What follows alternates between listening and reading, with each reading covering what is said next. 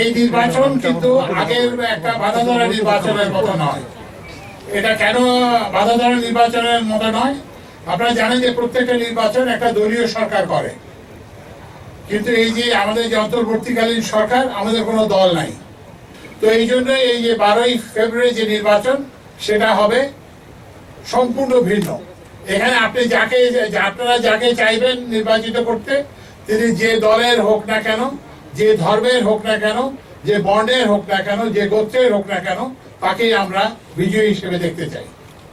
আপনি যদি চান যে দেশে একটা ক্ষমতার ভারসাম্য হোক, ক্ষমতা কোনো এক জায়গায় কেন্দ্রীভূত না হয়, সেটা যদি চান, আপনি যদি চান যে গুম খুন যাতে না হয়, মানুষ যাতে বিচার পায়, তাহলে আপনারা সংস্কারের পক্ষে ভোট দেবেন। সংস্কারের পক্ষে ভোট দেবেন মানে হচ্ছে আপনারা হ্যাঁ ভোট দেবেন। কিন্তু কেউ যদি মনে করেন যে আপনারা এই সংস্কার চান না, তাহলে আপনারা না ভোট দেবেন। এবং আপনাকে কেউ কিন্তু কোনো ভোট দিতে বাধ্য করতে পারবে না। আমরা কিন্তু কেউ কিন্তু বলতে পারবে না যে আপনাকে হ্যাঁ ভোট দিতেই হবে। এই সিদ্ধান্তটা আপনার। হ্যাঁ ভোট দেবেন না না ভোট দেবেন, এই সিদ্ধান্ত আপনার।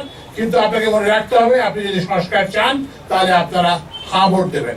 জাতিসংঘের হিসাব অনুযায়ী 1400 মানুষ জান দিয়েছে এবং প্রায় 30,000 লোক তাদের অঙ্গহানি হয়েছে। তারা হাত হারিয়েছেন, পা হারিয়েছেন, তারপরে দৃষ্টিশক্তি হারিয়েছেন।